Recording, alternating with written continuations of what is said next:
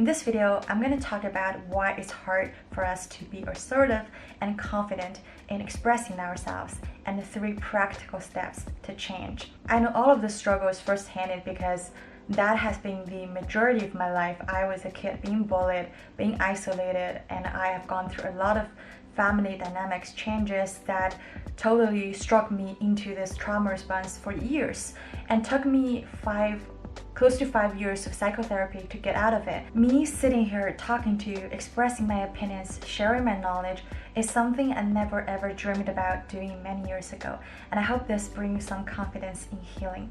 And I also wanted to share a good news, that is I've just started my program of training for psychodynamic psychotherapy. It means that in a couple of years I will be a licensed psychotherapist.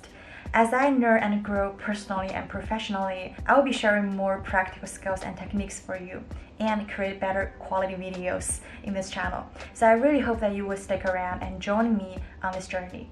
So let's jump right into it. Okay, so being scared of expressing yourself is a fawning response linked to codependent behaviors and people-pleasing. It makes it extremely hard for us to be authentic with our opinions, emotions, and our personal stance and values. It makes us very lonely. We're not showing people the real essence of us. We're putting on a facade, so we may feel like drifting through life without actually being close, being naked with someone. Now, before you're heading on to the self-sabotaging road, I wanted to bring some good news, because we can reparent ourselves as long as we learn the ingredients from people who can do it, right? We just learn what works for them and what makes them this way, so we can reparent ourselves, applying the same technique as if we're raising a child. They get to do it because they have had tons of successful experiences in their past, meaning with their primary caregivers, that their needs will be considered, taken seriously, and met by a degree by others willingly. And also, others' unwillingness or inability to meet their needs doesn't necessarily reflect bad on them. This positive experiences actually enhances their confidence over the years to continue to express themselves boldly and directly. And also, this increases their chance of getting their needs met. On the opposite, if the experience you had over the past years is that your needs are not important, if you are different from others, they are wrong. If you had the experience of continually being invalidated in terms of your needs or the whole of your person, right? You become ashamed of your needs. You shut them down to the point that you may not be consciously aware of them. So now you may project the cold and rejecting image onto the person you're interacting with, maybe mostly to your boss, to your leaders, to your mentors, people who have more authority that resembles the power dynamic, the structure of the relationship you had with your parents in the early years, or your friends, or your romantic partners. Even if you don't say anything, you could still feel the anxiety, like it's through the roof, and you could feel your heart jumping, and then you're trying to decide the wording you're going to say and how you're going to say it, and your facial expressions and everything. After struggles for a while, then just give up. I'm not gonna say anything. It's just too dangerous and anxious for me. I can't do it. Like I'm just not gonna say anything. You close your heart, but this actually makes you more dependent in a spirituality level, because you will find yourself later in life being attracted to people with strong personality, who tends to be assertive or even boldly shameless.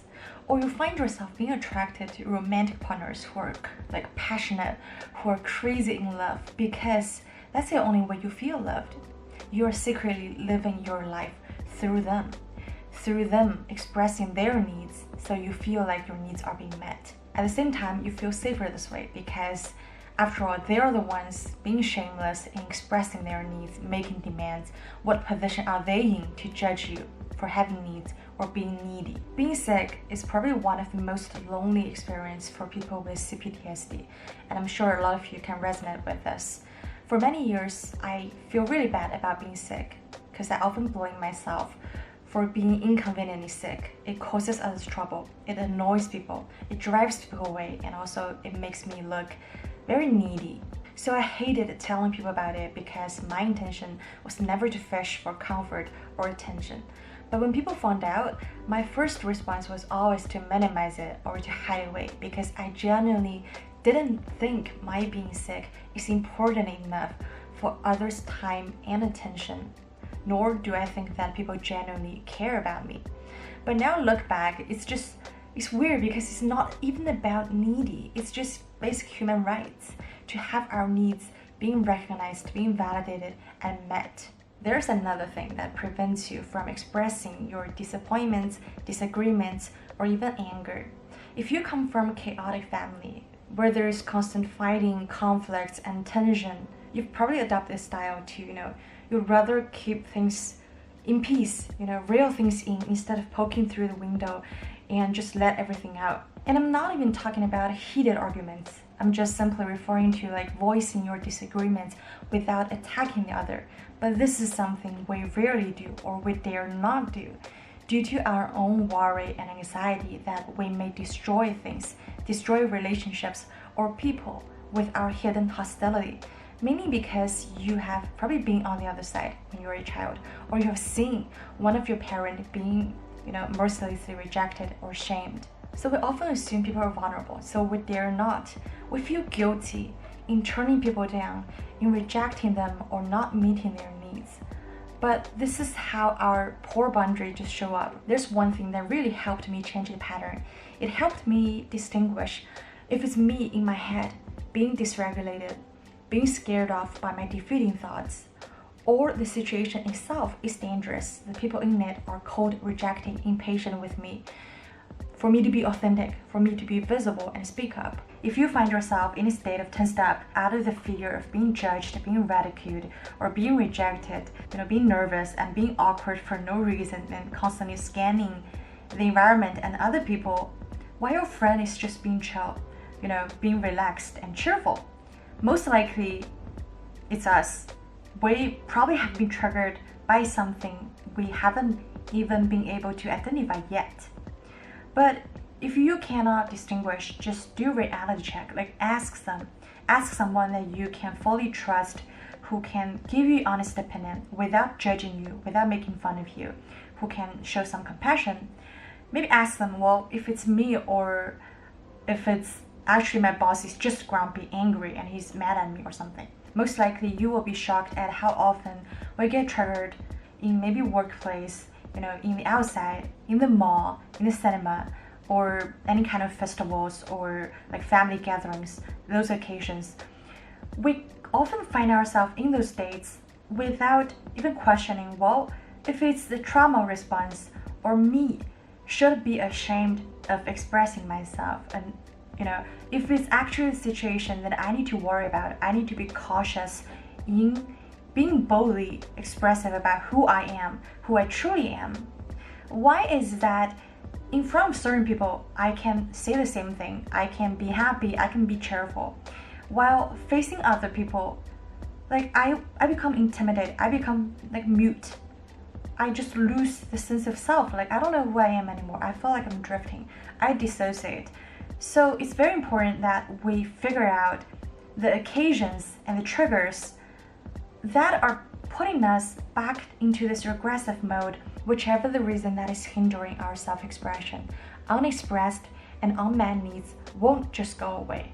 They will come out in a twisted way that confuses us and does more damages to our relationship. You may find it hard to be candid and direct about what you want, and then you go to this evasive way, you test and play games, you drop those hints and hope others would follow the leads and find what you want and meet them without asking and checking with you. You may act in accusatory and passive-aggressive ways to people that fail to meet your needs. Sometimes they don't get it, why you're mad, or you don't even get yourself, why am I so angry? When disappointments have been built up to a certain level, you might just completely shut down, withdraw, dissociate. You may tell yourself that, well, I should have known better. I'm never going to expect anything from anyone ever again. And this is also how the pattern of please and appease starts. Because as children, We learn to compromise everything we say, everything we do, so that others could be okay, the environment could be okay, so that you could diffuse anxiety, so that you could be okay.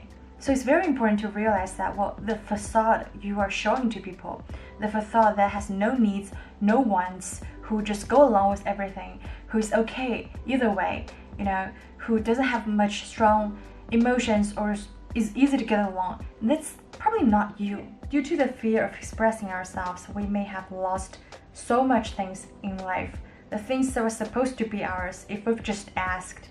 The opportunity to be visible and to be active, to be our own advocate. I'm sure a lot of you are familiar with the phrase learned helplessness.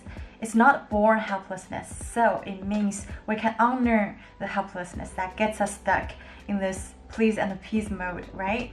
We can unstuck ourselves from the fawning behaviors we picked up many years ago that was originally attempted to protect ourselves. Even though it might take some time, for us to shift out of this trauma response, but here, I'm the living proof that things can change. So I wanted to offer you 3 practical steps for you to follow so that you could change your stubborn pattern. So the first one is to learn and identify what triggers your pattern of fawning responses. One of the miracles I've seen in myself through psychotherapy sessions is that if you bring those things from unconscious level to your conscious level, things, behaviors, patterns gradually shift. It's that simple. So it's very essential that you start to identify the triggers.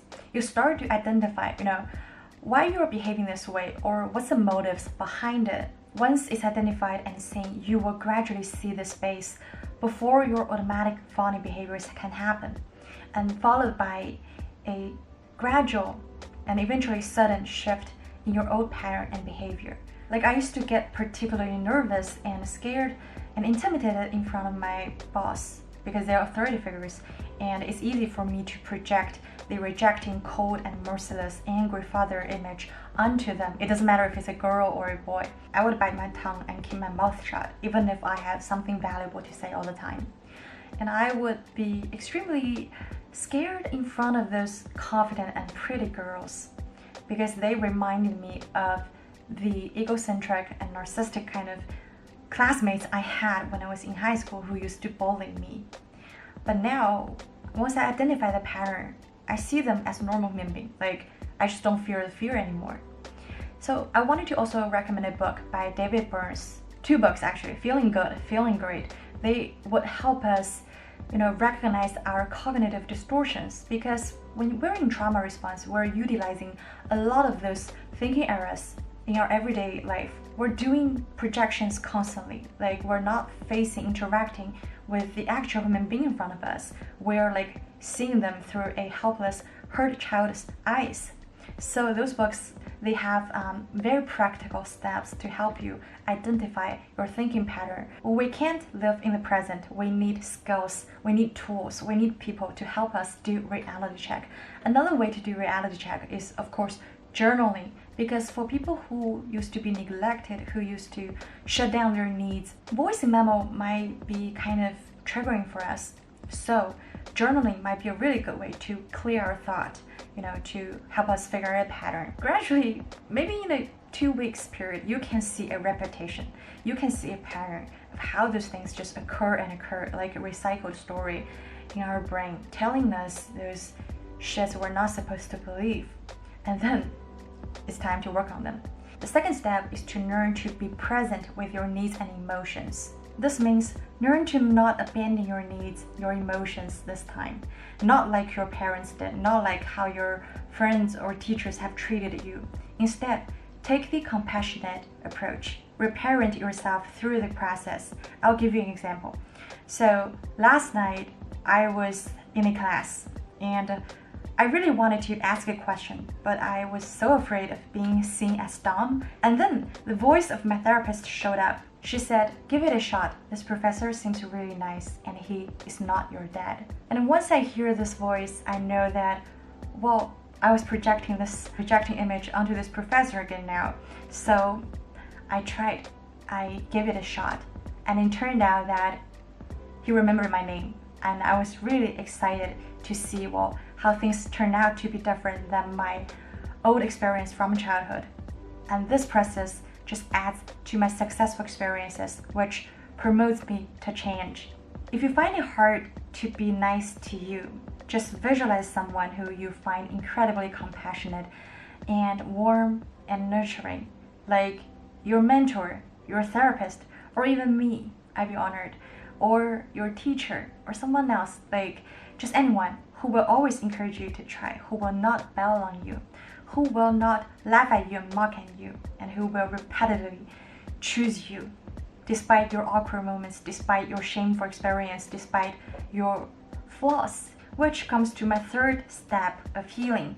Stop running from the bear and repeat your success stories. Running from the bear is a phrase used by Dr. Peter Levine. So he was saying that it's not the bear that is actually so scary, it is the running. When we run from something, our brain gets tricked to believe that the thing is actually scary. In order to change our behavior, we need to collect enough success stories, successful evidence, right? We need to rewire the perception that being visible is dangerous. We need to break that. We need to break that pattern. And the only way to do it is to try. So the next time when you're battling between, should I say this or should I not say this? Should I go or not go? Choose the left one. Just go for it. Give it a shot. Feel the anxiety. Feel it. Feel the uncomfortable feeling. And allow the moments of silence when you try to speak up for yourself, because people might not be used to you speaking up. But observe it and see if actually people are trying to, show their interest and show their genuine care and support for you. Also give yourself this opportunity to set boundaries, to say no, to turn down something, to turn down someone, and give it time, because it requires time for people to review who they are. If they're actually using you, or they're actually having a good sense of boundary, they're not as vulnerable as you think. If you're interested in this kind of topic, I have a video called Rejection Sensitivity. I'm gonna put it up here somewhere. I'll see you next time. Bye bye.